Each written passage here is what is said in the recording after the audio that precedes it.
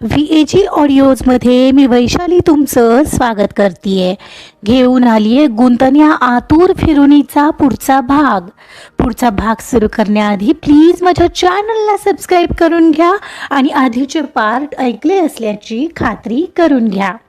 चला सुरुवात करते गुंतण्या आतुर फिरुनी भाग 55. पर्णी, तू तिला काही म्हणालीस असं नाही वाटत मला, पण कदाचित तिच्याबद्दल तू किती पॉझिटिव्ह होतेस ते मला माहिती आहे. आणि त्यामध्येच तू तिला काही म्हणाली असशील तर काहीच समजत नाही आहे. पर्णीशी बोलावं तर लागेल.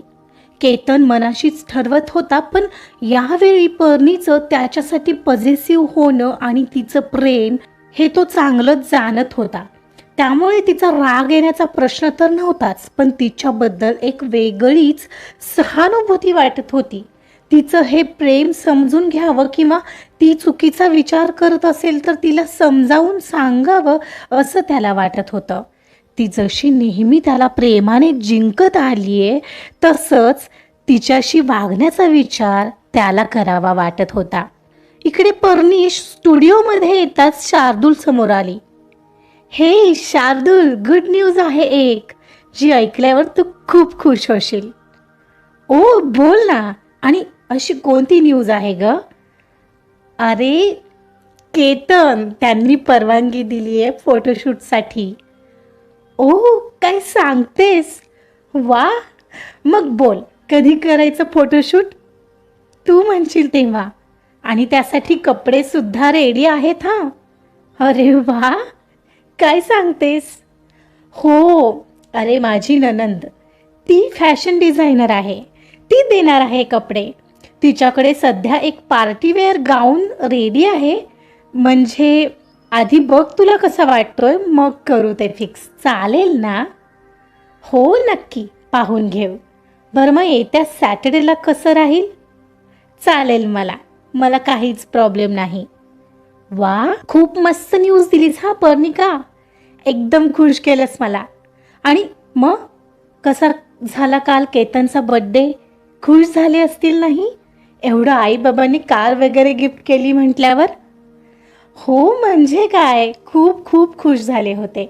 आणि त्यांना पाहून आय एम लाईक, तिचे पुढचे शब्द हवेत विरलेले आणि गालात मात्र ब्राईट होत जाणारी स्माईलच सगळं सांगून जात होती. तिच्या चेहऱ्यावर पसरलेला आनंद पाहून शार्दूलला आयडिया येत होती कालचा तिचा दिवस आनंदात गेलाय. आणि त्याला मात्र आनंद झालेला, कारण तिला त्याच्या फोटोत हवं तसं उतरवायला मिळणार जे होतं. त्या रात्री पर्णी नेहमीप्रमाणे तिची किचनमधली कामं आवरून झोपण्यासाठी बेडरूममध्ये आली. पाहते तर आरशासमोर स्मार्टवॉचचं बॉक्स दिसत होतं. हो, वाव, हे एवढं महागडं स्मार्टवॉच कोणी दिलं केतन? सेम असंच शार्दूलकडेही आहे, ती एक्साइट होऊन विचारत होती. ते कियाराने. तो तिचे हावभाव निरखून पाहत म्हणाला आणि कियाराचं नाव ऐकून, ओ ओके. तिनं अगदीच शांतपणे ते खाली आहे तिथं ठेवलं आणि आरशाचा कप्पा उघडून त्यातून तेल काढलं. अगदी शांत झालेली ती कियाराचं नाव ऐकून अगदी जाणवण्या इतपत कसल्याशा विचारात आताही हरवलेली ती. तिने केस सोडले आणि तेल हातावर घेत ती कोशात गेल्यासारखी शून्यात पाहत तशीच उभी राहून स्काल्पवर मसाज करू लागली. तसा केतन हातातला मोबाईल बाजूला ठेवून उठला आणि तिच्या जवळ आला. तिच्या हातातली बाटली तिला काहीच न बोलता घेतली आणि मी लावतो एवढंच खुणावत तिला बेडवर बसवलं आणि तिच्या डोक्याला मसाज करू लागला. काही वेळ अगदी शांतता होती दोघांमध्ये. पर्णी ही तिच्याच विचारात हरवलेली. तिला खरं तर अजिबात आवडलं नव्हतं तिचं हे इतकं महागडं गिफ्ट देणं. पण केतनला बोलून काय उपयोग आहे? कोण मुद्दाम करतंय हे मला चांगलीच माहिती आहे. मी रिॲक्ट व्हावं आणि आमची भांडणं व्हावीत हेच तर हवंय तिला, जे की मी होऊच देणार नाही. मुद्दाम होऊन मला हर्ट व्हावं याच उद्देशाने तिनं ते केतनला दिलं असणार, कारण तिला माहीत आहे केतनच्या हातावर ते मला दिसलं तर मला ते आवडणारही नाही आणि शिवाय ती आठवत राहणार. आणि तेही एवढं महाग. नक्की काय चाललंय तिच्या डोक्यात मला कळत नाही आहे. आणि केतन पर्णीला कसं विचारायचं या विचारात हरवलेला तो विषय काढणं म्हणजे तिच्यावर संशय घेण्यासारखं होतं, जो की त्याला घ्यायचा तर बिलकुल नव्हता, कारण तिच्यासमोर आल्यावर ती असं काही करेल असं वाटतच नव्हतं. पर्णिकाचं हे रिॲक्ट करणं साहजिक आहे. तिचं माझ्यावर किती प्रेम आहे हे मला माहिती आहे, पण ती असं रागाच्या भरात तिला खरंच बोलली असेल तर? यार कदाचित नसेलही, पण मग ती कियारा का खोटं बोलेल? आणि पर्णी तरी असं करेल असं मला वाटत नाहीच आहे. पण माझ्या पर्णीला मी हक्काने आणि प्रेमाने समजावू शकतो, कारण ती माझी आहे. काही वेळ मसाज करून झाल्यावर तो हात धुवून आला, पण ती मात्र तशीच बसून होती. मग मात्र त्याने तिच्याजवळ बसत तिचा चेहरा स्वतःकडे वळवला. ए पर्णी, कसला विचार करत आहेस? काय झालं? हां, कुठे काय? ती हसली, पण ते हसू नेहमीसारखं नव्हतं, त्यालाही जाणवलं. कियाराचं नाव घेतलं की असं का रिॲक्ट करत आहेस? तुला अजूनही माझ्यावर विश्वास नाही आहे का? तुमच्यावर विश्वास आहे हो केतन, तिच्यावर नाही आहे. पर्णी, आय नो तू अनसिक्युअर फील करत असशील तिच्या पुढे, पण अगं खरंच. पण तिच्याबद्दल का बोलतोय आपण? मला नाही बोलायचंय तिच्याबद्दल. ती थोडी नाराजीने भलतीकडे तोंड वळवत म्हणाली. पर्णी, आपला एकमेकांवर विश्वास हवा ना. केतन, फक्त माझा तुमच्यावर आणि तुमचा माझ्यावर विश्वास असून उपयोग नाहीये. हो आहो तो आहेच. उदाहरणच सांगते ना केतन, एखादी व्यक्ती चांगली ड्रायव्हिंग करत असेल तर त्या व्यक्तीवर आपण 100% विश्वास ठेवू शकतो. पण केतन, फक्त त्याच्यावर विश्वास ठेवून सुद्धा ॲक्सिडेंट होत नाहीत का? ते होतात, राईट? का होतात? कारण समोरून ड्रायव्हिंग करत येणारी व्यक्ती कशी गाडी चालवणार आहे, ड्रिंक करून किंवा कोणत्या मनस्थितीत ती आहे, किंवा त्या गाडीची अवस्था काय आहे हे आपल्याला माहिती नसतं ना. तो तर बेदकारपणे समोरून येऊ शकतो, मग कितीही पट्टीचा ड्रायव्हर असो त्याला तो दगा करू शकतोच की. पर्णिका, मला समजते तुला काय म्हणायचंय, पण काय केतन? मी नाही म्हणत तुम्ही तिला जॉब सोडायला सांगा किंवा तिच्याशी अगदी बोलूही नका, पण बस तिच्याबाबत सतर्क तरी राहा. मी सांगते म्हणून, मला काहीतरी वाटतंय म्हणून फक्त केतन. ओके ओके बाबा, मी लक्षात ठेवेन, मग तर झालं. पण तू त्रास नाही करून घेणार आहेस हा पर्णी, प्रॉमिस मी.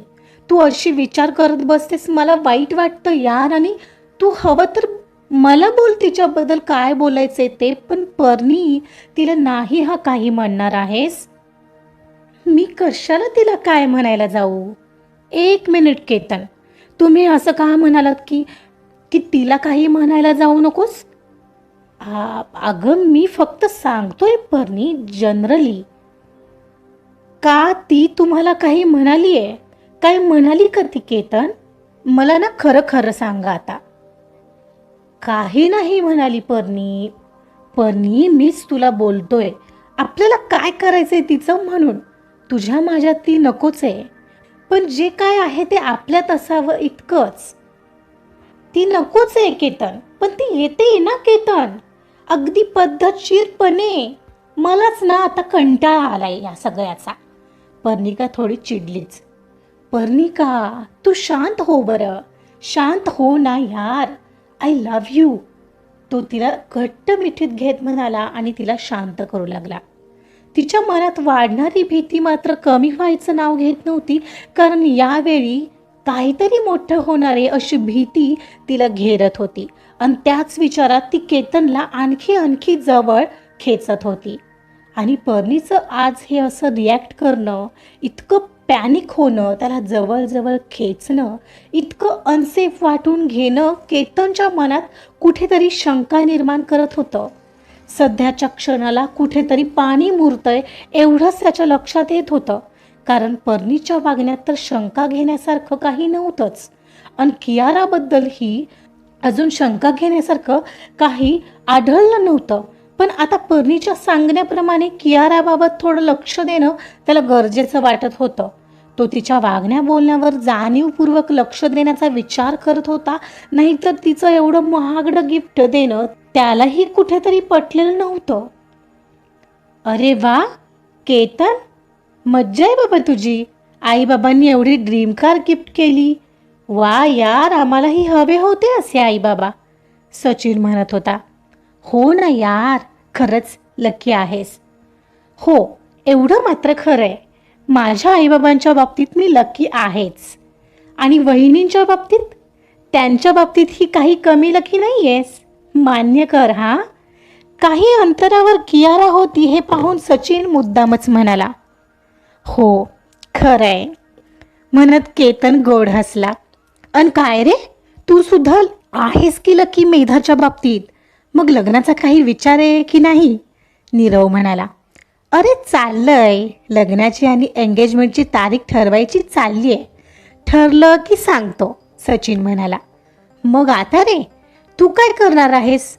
तू कारसाठी साठवत असलेल्या पैशांचं 10-12 लाख तरी असतील ना? काहीतरी ठरवलं असशीलच की नाही? नीरव म्हणाला. हो बघू, आहेत थोडे प्लॅन. बाबांनाच हेल्प होईल असं पाहणार, तो हसत म्हणाला. ते तिघे सोबत होते म्हणताना कियारा सध्या तरी दुरूनच त्यांच्यात चाललेलं बोलणं ऐकत होती. ते तिघेही कॅन्टीनमध्ये चहा प्यायला आलेले तेव्हा चाललेली चर्चा कियारा अगदी चवीने ऐकत होती. आणि आता केतनकडे बरेच पैसे आहेत हेही तिला समजलेलं. केतनच्या मनात शिरायला हवं ह्याचे आता तिचे प्रयत्न सुरू असणार होते.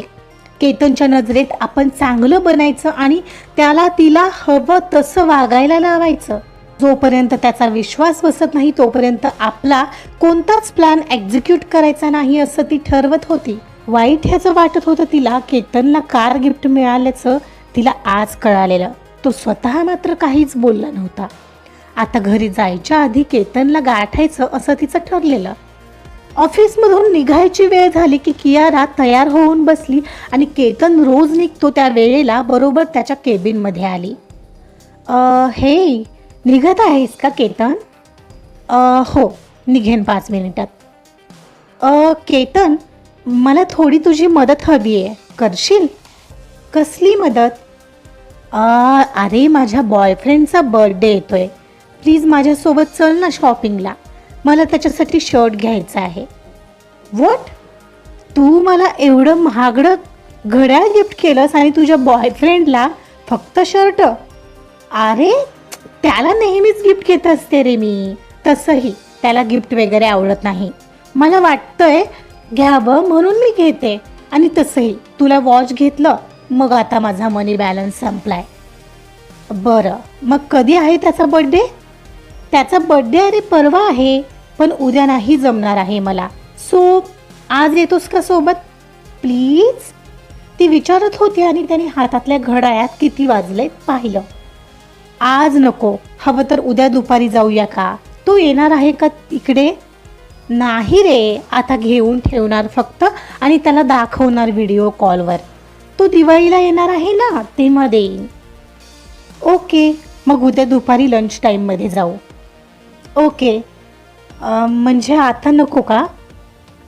नाही आता नको, आता जरा लेट झालाय. चल मीही घरी जायला निघतोय, म्हणत तो त्याचा डेस्क आवरू लागला. बरं, ॲज यू विश. आणि हो, congrats for a new car, ती हात पुढे करत म्हणाली. हो थँक्स, म्हणत त्याने तिचा हात हातात घेतला आणि पुन्हा सोडून लॅपटॉप वगैरे बंद करत बॅगेत भरला. पण काय रे, कार घेतलीस मला बोलला नाही तू? अगं घेतली नाही, आईबाबांनी गिफ्ट केली आहे, तो स्मित करत म्हणाला. वाव, मस्त आहेत रे तुझे आईबाबा, भारीच, भेटायला हवं एकदा. बरं चल, मी निघतोय, भेटू उद्या, म्हणत तो केबिन बाहेर निघूनही गेला. किती कुचकट आहे हा. मी इथं येऊन याच्याशी बोलते आहे आणि सरळ निघून गेला. साधं विचारलंही नाही सोडू का? ओठांचा कोपरा उडवत ती नाखुशीने बाहेर आली आणि तिची ती घरी जायला निघाली. ह्याच्याशी असंच वागावं लागेल. आय डोंट थिंक हा असा हातात येणार नाही. दिसतो तसा नक्कीच नाही आहे हा, पण मी एवढं महागडं गिफ्ट उगाच दिलं नाही आहे. मला देता येतं तसं घेताही येतं. आजचा पार्ट इथं संपलाय. कियाराच्या मनात नवीन नवीन डावपेच सुरू आहेत आणि आता तर तिला कळलंय की केतनकडे पैसेच पैसे आहेत. बघूया त्या पैशांच्याच आधारे ती त्याला कशामध्ये अडकवणार तर नाही ना.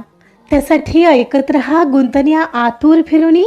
कथा आवडत असेल तर लाईक करा, सबस्क्राईब करा आणि शेअर सुद्धा करा. Thank you so much.